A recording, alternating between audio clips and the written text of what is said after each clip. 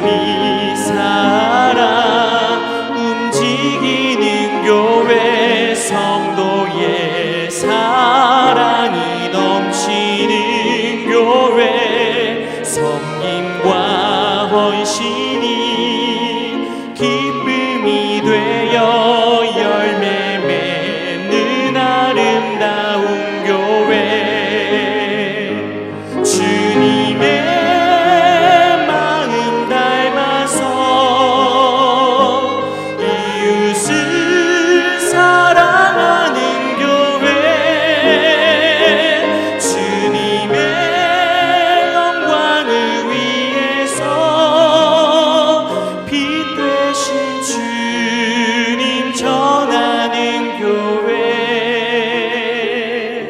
사랑의 불꽃이 활짝 피어나 날마다 사랑에 빠지는 교회, 주께서 사랑하는 우리 교회가 이런 교회 되게 하소서.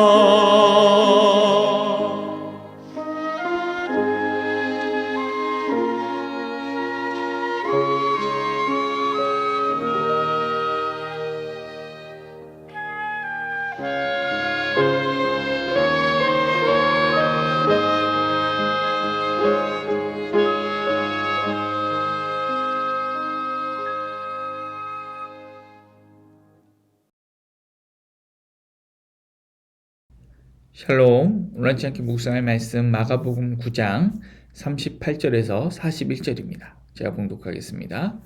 요한이 예수께 여짜오되 선생님, 우리를 따르지 않는 어떤 자가 주의 이름으로 귀신을 내쫓는 것을 우리가 보고 우리를 따르지 아니하므로 금하였나이다. 예수께서 이르시되 금하지 말라. 내 이름을 의탁하여 능한 일을 행하고 즉시로 나를 비방할 자가 없느니라. 우리를 반대하지 않는 자는 우리를 위하는 자니라.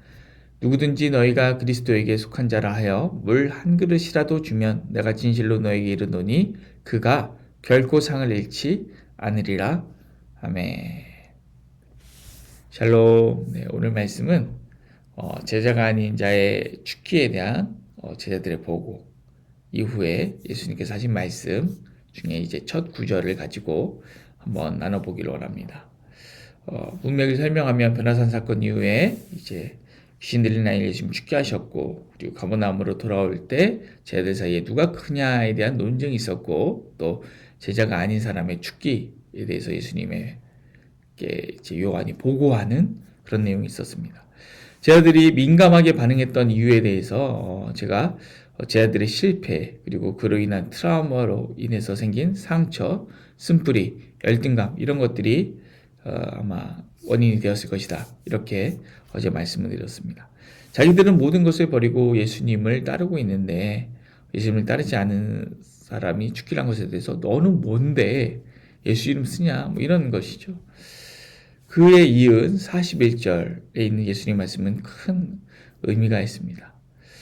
그런데 우리가 제자들이 왜 이런 마음을 갖게 되었는지, 우리가 이제 변화산 사건에서부터 있었던 제자들의 실패를 가지고 우리가 한번 공감해 봤는데, 이번에는 제자들이 어떤 헌신을 했었는지를 가지고 한번 조금 공감을 먼저 해보고 그리고 말씀 보기 원합니다. 우리 마가복음 1장 16절에서 20절을 읽어보겠습니다. 갈릴리 해변으로 지나가시다가 시몬과 그 형제 안드레가 바다에 금을 던지는 것을 보시니 그들은 어부라. 예수께서 이르시되 나를 따라오라. 내가 너희로 사람을 낚는 어부가 되게 하리라 하시니 곧 그물을 버려두고 따르니라. 조금 더 가시다가 세베대의 아들 야고보와 그 형제 요한을 보시니 그들도 배에 있어 그물을 깁는데 곧 부르시니 그 아버지 세베대를 품꾼들과 함께 배에 버려두고 예수를 따라가니라. 아멘. 베드로와 안드레가 그물을 버리고 예수를 따랐습니다. 야고보와 요한이 그 아버지 세베대를 품꾼들과 함께 배에 버려두고 예수를 따랐습니다. 그리고 오랜 기간 예수님과 함께 했죠. 그러니 자신들이 특별하다는 의식이 있었습니다. 이제 앞으로 이제 흔히 말하는 부자 청년에 대한 말씀이 나올 텐데, 그에 관련해서 이 베드로의 발언을 한번 우리가 봤으면 좋겠습니다. 마가복음 10장 28절입니다. 베드로가 여짜와 이르되 보소서 우리가 모든 것을 버리고 주를 따랐나이다. 아멘. 베드로와 제자들에게는 기본적으로 모든 것을 버리고 주를 따랐다라는 자부심이 있습니다. 문제는 이것이 자부심에서 그치는 것이 아니라 자신들은 특별하고 자신들 외의 사람들은 특별하지 않다는 의식을 갖고 있었던 것이죠. 일종의 특권의식입니다. 주님은 이 특권의식에 문제를 제기하십니다. 제자들이 가진 특권의식보다 훨씬 더 중요한 가치가 있기 때문입니다. 오늘 우리가 읽은 41절 한번 다시 읽어보겠습니다. 누구든지 너희가 그리스도에게 속한 자라 하여 물 한 그릇이라도 주면 내가 진실로 너에게 이르노니 그가 결코 상을 잃지 않으리라. 아멘. 주님께서는 상에 대해서 언급을 하십니다. 제자들은 아마 자신들이 특별한 상을 받을 것이라고 생각하고 있었을 것입니다. 왜냐하면 자신들이 주님을 위하여 특별하게 헌신했기 때문이죠. 그러나 주님께서는 제자들이 그리스도에게 속했다는 이유만으로 물 한 그릇 주면 그 사람이 결코 상을 잃지 않는다고 하셨습니다. 그런데 이것이 무슨 뜻일까요? 우리가 그냥 이렇게만 보면 그냥 물 한 그릇 준 어떤 상이 있나 보다 이렇게 생각할 수 있습니다. 그런데 평행 구절인 마태복음 말씀으로 그 의미를 한번 더 깊이 살펴보도록 하겠습니다. 우리 마태복음 10장 41절 읽어보겠습니다. 선지자의 이름으로 선지자를 영접하는 자는 선지자의 상을 받을 것이요 의인의 이름으로 의인을 영접하는 자는 의인의 상을 받을 것이요. 선지자의 이름으로 선지자를 영접하면 선지자의 상을, 의인의 이름으로 의인을 영접하면 의인의 상을 받습니다. 그러니 제 아들에게 물 한 그릇이라도 대접하면 무슨 상을 받게 될까요? 제자들과 같은 상을 받게 되는 것입니다. 특권의식에 빠져있는 제자들이 이 말씀 받아들일 수 있을까요? 훗날 야고보와 요한은 예수님께서 자신의 이제 세 번째 죽음과 부활을 알리실 때 엉뚱하게도 주님 우리가 주의 우편과 좌편에 앉기를 원합니다 라는 그 자리를 구합니다. 제자들 중에 야고보와 요한이 가장 큰 것을 버리고 주를 따랐기 때문일 것입니다. 만약에 우리가 제자들처럼 교회 안에서 우리가 더 많이 헌신했다는 이유로 신앙의 특권 의식을 갖는다면 우리가 주님께 한 헌신은 헌신이 아니라 투자가 아닐까요? 많이 드렸으니 많이 받겠다는 것이죠. 그래서 투자입니다. 그러나 주님은 제자에게 물 한 그릇을 주어도 제자들과 동일한 상을 받는다고 하십니다. 그들은 물 한 그릇을 헌신했는데 아버지와 품꾼과 배와 모든 것을 버린 제자들과 같은 상을 받는 것이죠.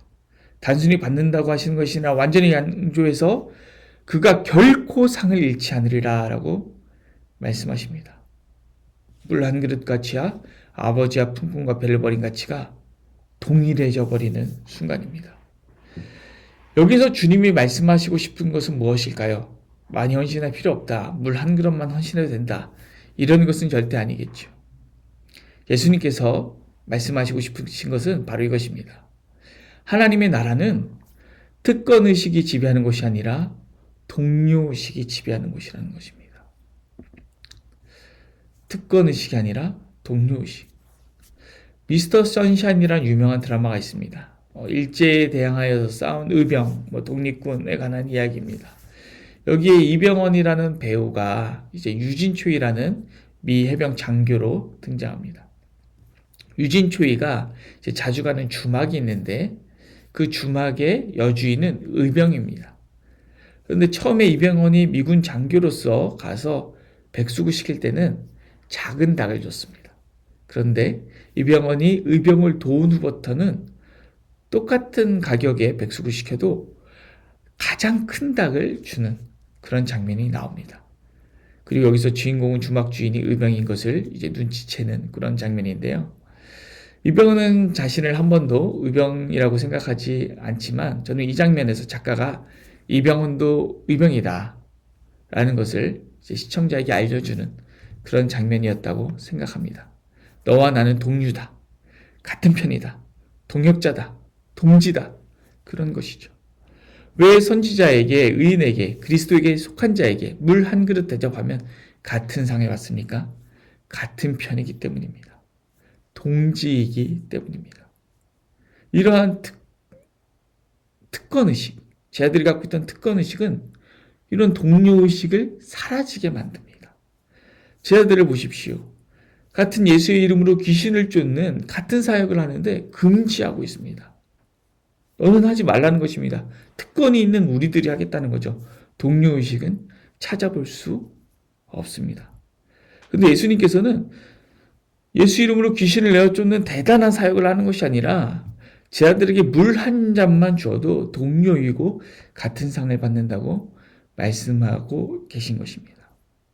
여러분, 우리에게는 제자들처럼 특권의식만 남아있고 동료의식은 사라져있는 그런 모습 혹시 우리 신앙생활 가운데 있지는 않을까요? 저는 학내 사태를 경험하면서 더 많이 헌신한 사람들이 덜 헌신한 사람들보다 우월감을 느끼고 또 우월하다는 태도를 보이는 모습을 볼 때 굉장히 불편한 감정을 느꼈습니다. 동료의식보다 특권의식이 커지면 그것은 보는 사람으로 하여금 굉장히 불편감을 느끼게 합니다. 그리고 아마 제 안에도 그런 모습, 또 그런 의식 아마 있었을 것이고 저도 아마 다른 사람을 굉장히 불편하게 했을 수 있을 것 같습니다. 우리도 교회 안에서 우리가 헌신했다는 이유로 어느 순간 동료의식보다 특권의식이 더 많아졌을지 모르고 또 나도 모르게 그런 것들이 생겨서 다른 사람을 불편하게 했을지도 모르겠습니다. 저도 교육자로서 어쩌면 동료의식보다 특권의식이 더 많게 행동하고 그것으로 많은 사람을 불편하게 했을지도 모르겠습니다. 하지만 오늘 예수님의 말씀을 기억했으면 좋겠습니다. 사실 동료라는 것은 얼마나 좋은 것입니까? 선지자의 이름으로 선지자를 대접하면 의인의 이름으로 의인을 대접하면 무슨 뜻입니까? 나를 선지자로 여겨줬다는 것입니다. 나를 의인으로 여겨줬다는 것입니다. 그리스도에게 속한 자로서 물 한 잔을 대접하면 나를 그리스도에게 속한 자로 여겨줬다는 것입니다. 얼마나 감사하고 좋은 일입니까? 얼마나 기쁨이고 종료된 것이 얼마나 좋은 일입니까? 그런데 왜 같은 상을 받는 것을 기쁨이 아니라 불쾌함으로 여길까요? 오히려 감사로 받아야 하는 일이 아닐까요? 이것은 어제 살펴본 것처럼 우리 안에 있는 쓴뿌리, 열등감, 트라우마, 상처들로 인해서 생긴 이 아픈 마음 때문에 생기는 일인 것 같습니다. 오늘 이 말씀 우리 마음에 새기면서 하나님, 우리 안에 이런 상처를 치유해 주시고 우리가 특권의식이 아니라 동료의식을 가질 수 있는 그런 자로 변화시켜 주시옵소서. 그리고 우리의 삶의 자리에서 만나는 사람들에게, 특별히 우리 교우들에게 지금 동료의식을 가지고 따뜻하게 또 감사함으로 대할 수 있도록 역사하여 주시옵소서. 이렇게 결단하고 기도했으면 좋겠습니다. 우리가 조금이라도 갖고 있는 특권의식이 있다면 내려놓고 다른 사람이 받는 저에 대해 불쾌감을 느끼는 것이 아니라 감사함으로 서로를 세워가는 아름다운 하나님 공동체 되었으면 좋겠습니다. 기도하겠습니다. 사랑하신 하나님 감사합니다. 우리가 먼저 믿었다는 이유로 또 우리가 더 많이 섬겼다는 이유로 동료의식보다는 특권의식이 우리 안에 있어서 많은 사람들을 불편하게 하고 힘들게 하진 않았는지 한번 우리의 삶을 돌아봅니다. 하나님, 우리의 마음에 상처와 쓴뿌리가 남아서 그런 모습들을 보이고 있다면 우리의 마음을 치유하여 주시고 주님, 우리가 동료의식을 가지고 서로 공동체를 세워나가는 아름다운 하나님 나라에 이룰 수 있도록 우리 안에 역사하여 주시옵소서. 감사드리며 예수님의 이름으로 기도드립니다. 아멘. 오늘 도고기도는 기독교 대안교육을 위하여 기도하겠습니다. 우리 작은 도서관 울림, 또 마을학교, 또 꿈틀 스터디 카페를 위해서 기도해 주시고 또 다음 세대를 위한 기독교 대안교육에 대해서 그리고 또 우리 교회 건물을 중심으로 진행되고 있는 사무엘 국제학교를 위해서 기도해 주셨으면 좋겠습니다. 또 이어서 기도하실 때 우리 교회를 위해서 기도했으면 좋겠습니다. 우리 담임 목사님 건강을 위하여서 그리고 사역 정상을 위하여서 그리고 수고하고 애쓰시고 섬기는 분들을 위하여서 그리고 타지에 있는 우리 자녀들 위하여서 그리고 아픔 가운데 있는 성도님들을 위하여서 기도했으면 좋겠습니다. 또 우리가 세계 평화를 위하여, 열방 선교를 위하여, 또 한국 교회와 나라 민족을 위하여 기도하시고 우리 개인의 기도 제목을 가지고 말씀을 붙들고 기도하며 나갔으면 좋겠습니다. 기도하겠습니다.